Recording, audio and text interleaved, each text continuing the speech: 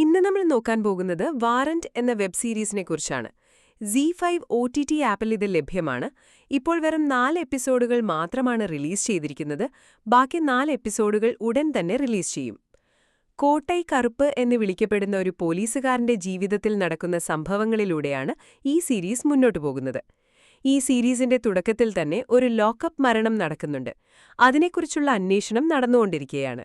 അതിനാൽ നമ്മുടെ കോട്ടൈ കറുപ്പിനെ ചോദ്യം ചെയ്തുകൊണ്ടിരിക്കുന്നു.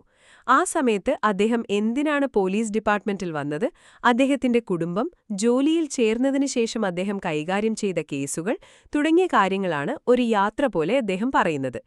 ഇപ്പോൾ വരെ ഇത്രയും കാര്യങ്ങളാണ് കാണിച്ചിരിക്കുന്നത്. ഇതിനുശേഷമാണ് തുടക്കത്തിൽ നടന്ന സംഭവം എന്തിനാണ് നടന്നത്, അതിന്റെ കാരണങ്ങൾ, ഫലം എന്നിവയെല്ലാം പറയാൻ പോകുന്നത്.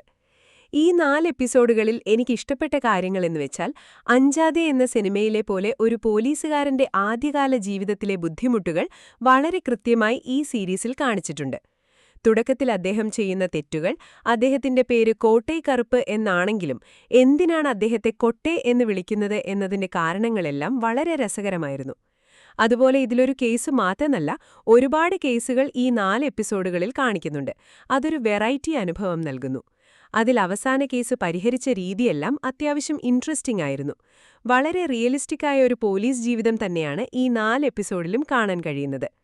കറുപ്പിന്റെ വ്യക്തിജീവിതവും അതിലെ പ്രണയവുമൊന്നും അത്ര വലിയ സ്വാധീനമുണ്ടാക്കുന്നതായി തോന്നിയില്ല. എങ്കിലും ഈ 4 എപ്പിസോഡുകളും ബോറടിക്കാതെ കണ്ടിരിക്കാം. തീർച്ചയായും കണ്ടുനോക്കാവുന്നതാണ്. ബാക്കി എപ്പിസോഡുകൾ എങ്ങനെയിരിക്കുമെന്ന് നമുക്ക് കാത്തിരുന്ന് കാണാം.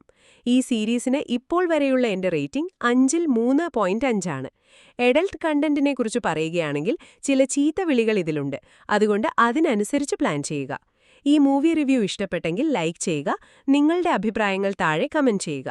മൂവി സ്റ്റുഡിയോ ഫിലിം ചാനൽ ഇതുവരെ സബ്സ്ക്രൈബ് ചെയ്തിട്ടില്ലെങ്കിൽ ഇപ്പോൾ തന്നെ സബ്സ്ക്രൈബ് ചെയ്യുക. അടുത്ത റിവ്യൂവിൽ കാണാം.